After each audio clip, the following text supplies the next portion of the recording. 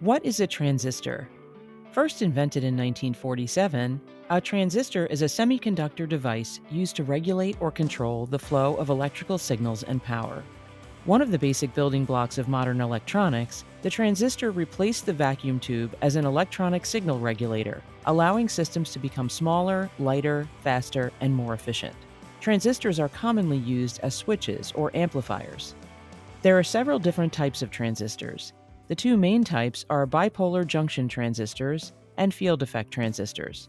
Other types of transistors include metal oxide semiconductor field effect transistors, metal semiconductor field effect transistors, junction field effect transistors, thin film transistors, Schottky transistors, and diffusion transistors.